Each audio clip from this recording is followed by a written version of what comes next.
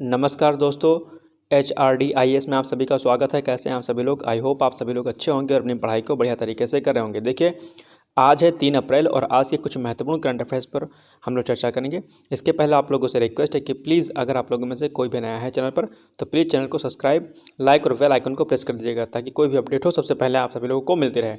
चलिए बिना देरी के आज का पहला करंट अफेयर्स देखते हैं। पहला जो हमारा करंट अफेयर्स है वो है मिथ वर्सेस रियलिटी रजिस्टर, अभी हाल ही में चर्चा में है। ये क्या है इसको देखते हैं।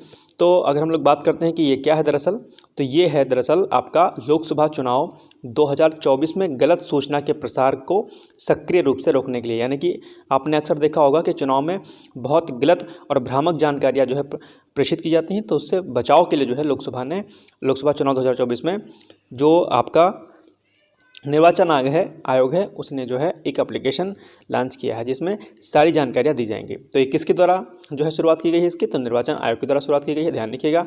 साथ ही साथ में इसका लाभ क्या होगा? लाभ की अगर हम लोग बात करते हैं तो लाभ के अंतर्गत EVM, VVPAT, मतदाता सूची, मतदाता सेवाओं और अन्य के बारे में गलत सूचना व मिथकों से अवगत कराना। यानी कि जो भी दिक्कतें होती थी पहले, जो भी भ्रामक जानकारियां जो है चुनाव को लेकर के होती थी, उन सभी जो है भ्रामक जानकारियों से बचाव के लिए जो है मिथ वर्सेस रियलिटी रजिस्टर नामक जो है पहल की शुरुआत की गई है। किसके द्वारा? निर्वाचन आयोग के द्वारा। अब निर्वाचन आयोग चूँकि चर्चा में है तो निर्वाचन आयोग के बारे में थोड़ा सा हम लोग GS के पॉइंट ऑफ व्यू से प्रश्न देख लेते हैं। यानी कि अगर निर्वाचन आयोग से प्रश्न बनते हैं तो कैसे बनेंगे। सबसे पहले यह एक स्वतंत्र एवं अस्थायी निकाय है, ध्यान रखिएगा। आर्टिकल 224 के अंतर्गत जो है निर्वाचन आयोग की बात कही गई है। दूसरा महत्वपूर्ण प्रश्न, आप एक बात ध्यान रखिएगा, ये प्रश्न जो है आपसे परीक्षा में बहुत बार पूछा है और मोस्ट इंपॉर्टेंट आर्टिकल 324, ध्यान रखिएगा। दूसरा, अगर आपसे प्रश्न पूछे कि निर्वाचन आयोग निम्नलिखित में से किसका इलेक्शन करवाता है, तो ये दरअसल करवाता है संसद, यानी कि जो है आपका उच्च सदन और निम्न सदन दोनों का, यानी कि लोकसभा राज्यसभा का, प्लस राज्य विधानमंडल में आपका जो है विधानसभा विधान परिषद आ जाएगा।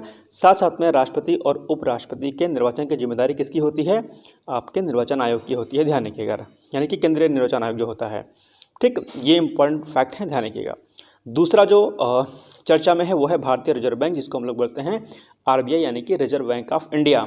चर्चा में क्यों है? क्योंकि अभी हाल ही में रिजर्व बैंक ऑफ इंडिया ने अपने स्थापना के 90 वर्ष पूर्ण कर लिए हैं और इस पर एक समारोह का आयोजन किया गया था और इस आयोजन में 90 रुपये का स्मारक सिक्का भी जारी किया गया है, ध्यान रखिएगा। और अगर हम लोग RBI की स्थापना की बात करते हैं तो स्थापना वर्ष इसका 1935 हुआ था। प्रथम गवर्नर की अगर हम लोग बात करते हैं तो सर आसबोर्न स्मिथ जो है इसके RBI के प्रथम गवर्नर थे, ध्यान रखिएगा, ठीक है।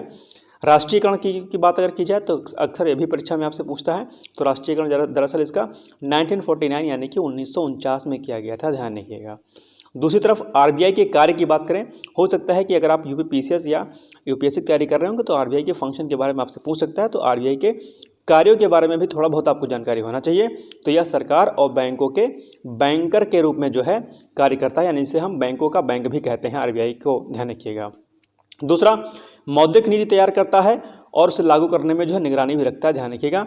मुद्रा जारीकर्ता की भूमिका भी निभाता है। आपको पता होगा कि मुद्रा कौन जारी करता है, तो RBI करता है, ध्यान रखिएगा, ठीक है। चलिए, तीसरी न्यूज़ हमारी है चर्चा में NIA के प्रमुख। उसके पहले मैं आप लोगों को एक सूचना दे दूं। सूचना यह है कि अगर आप लोग UPPCS की तैयारी कर रहे होंगे और UPPCS की तैयारी साथ ही साथ में अगर उत्तराखंड PCS की भी तैयारी कर रहे होंगे, तो अगर आपको मुख्य परीक्षा के लिए आंसर राइटिंग प्रैक्टिस जो है करनी है तो इसके लिए हम लोगों ने बैच लॉन्च कर दिया है। हमारा 2 अप्रैल से बैच लॉन्च हो चुका है। अगर आप लोग को अपना अंतिम चयन सुनिश्चित कराना है तो जो हमारा कार्यक्रम मुख्य परीक्षा के लिए चल रहा है, यानी कि आंसर राइटिंग प्रैक्टिस के लिए, उसमें आप लोग सब पार्टिसिपेट करिए। इसकी संपूर्ण जानकारी मैं लिंक दे दूंगा टेलीग्राम पर, वहाँ पर आप जो है मुझसे इंडिविजुअली बात कर सकते हैं।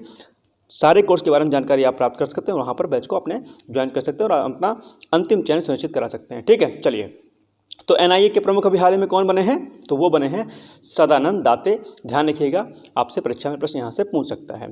और NIA क्या है? राष्ट्रीय जांच एजेंसी इसको बोलते हैं, यानी कि नेशनल इन्वेस्टिगेशन एजेंसी भी इसको बोलते हैं। NIA के प्रमुख तथ्य आइए देखते हैं जरा कि इसके कौन कौन से तथ्य इंपॉर्टेंट है। तो भारत की केंद्रीय आतंकरोधी कानून प्रवर्तक प्रवर्तन एजेंसी के रूप में इसको जाना जाता है। गठन NIA अधिनियम 2008 के तहत हुआ था, यानी कि इसका गठन 2008 के तहत किया गया था अधिनियम जो है NIA अधिनियम। ठीक है, चलिए मुख्यालय की अगर हम लोग बात करते हैं तो इसका मुख्यालय कहाँ है?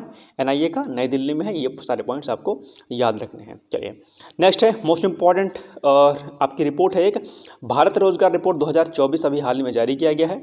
चर्चा में क्यों है? क्योंकि मानव विकास संस्थान, ध्यान रखिएगा क्या, मानव विकास संस्थान और अंतर्राष्ट्रीय श्रम संगठन जिसको हम लोग ILO भी बोलते हैं ने भारत रोजगार रिपोर्ट 2024 जारी किया है। ध्यान रखिएगा इंपॉर्टेंट रिपोर्ट अभी हाल ही में इसको जारी किया गया। इसमें कुछ पॉइंट्स हैं, लेकिन जो आपकी परीक्षा के दृष्टिकोण से इंपॉर्टेंट पॉइंट है वो यह है कि बेरोजगार कार्यबल में जो है 83% युवा हैं आपके भारत के। ये अपने आप में जो है एक खराब स्थिति है भारत की। मुझे लगता है कि इस पर कार्य करना चाहिए।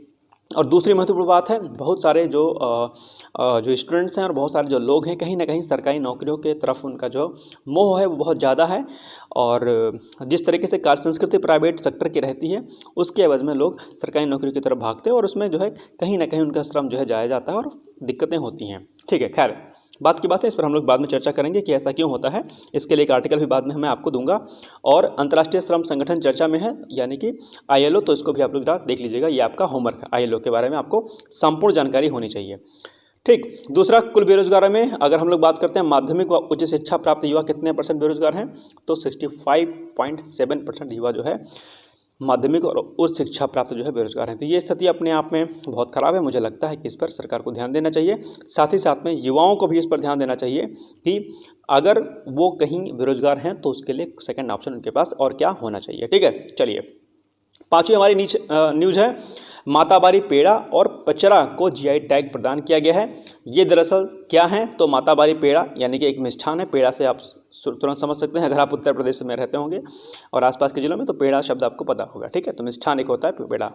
दूसरा पचरा क्या है? तो हाथ से बुना ये कपड़ा है पचरा। और ये दोनों जो वस्तुएं हैं ये कहाँ की हैं? तो ये त्रिपुरा की है, यानी कि त्रिपुरा में माताबारी पेड़ा और पचरा को GI टैग प्रदान किया गया है। ध्यान रखिएगा GI टैग से प्रश्न एक या दो प्रश्न आपसे हर साल जो है, हर वर्ष जो है आपकी परीक्षा में PCS RO और अन्य राज्य लोक सेवा आयोग की परीक्षाओं में पूछा जाता है। ध्यान रखिएगा। चलिए दूसरा रिगनाई पर्चा जो पचरा है ये क्या है? ये दरअसल आदिवासी महिलाओं का पारंपरिक पोशाक भी है, तो इसलिए इसको जो है अभी हाल ही में GI टैग प्रदान किया गया। ध्यान रखिएगा। लास्ट न्यूज़ हमारी है कांगो गणराज्य के बारे में। अभी चर्चा में क्यों है? क्योंकि वहाँ पर कांगो गणराज्य की पहली महिला प्रधानमंत्री चुनी गई हैं। कौन चुनी गई हैं? तो जुडीथ सुमिनवा तुलुका जो है वहाँ की, यानी कि कांगो गणराज्य की पहली PM बनी है, प्रधानमंत्री बनी है, इसलिए वह चर्चा में है। ध्यान रखिएगा। अब आज का प्रश्न आप लोगों से है, मुझे उम्मीद है कि आप लोग कमेंट बॉक्स में जाकर के अपने उत्तर को जरूर देंगे। प्रश्न है कि ग्राम पंचायतों का चुनाव संपादित किया जाता है किसके द्वारा? तो आपके ऑप्शन है A केंद्रीय निर्वाचन आयोग द्वारा, या फिर राज्य निर्वाचन आयोग द्वारा, या फिर जिला प्रशासन द्वारा, या इनमें से कोई नहीं, यानी कि ग्राम पंचायतों का इलेक्शन कौन करवाता है? इनमें से आपके ऑप्शन ABCD दिए गए हैं, आपको कमेंट बॉक्स में जाकर कमेंट करना है। दूसरा जो मैंने आपको सूचना आपसे दी थी कि अगर आप UP PCS मुख्य परीक्षा की तैयारी कर रहे होंगे और अगर आपको NCERT प्रैक्टिस करनी है, अपने को मजबूत करना है, तो प्रोग्राम लॉन्च हो चुका है। आप जो है डिस्क्रिप्शन बॉक्स में दिए गए लिंक के माध्यम से मुझसे बात कर सकते हैं और संपूर्ण जानकारी ले सकते हैं। ठीक है, मिलते हैं कल, तब तक के लिए जय हिंद, जय Bharat. Thank you so much, bye bye, take care.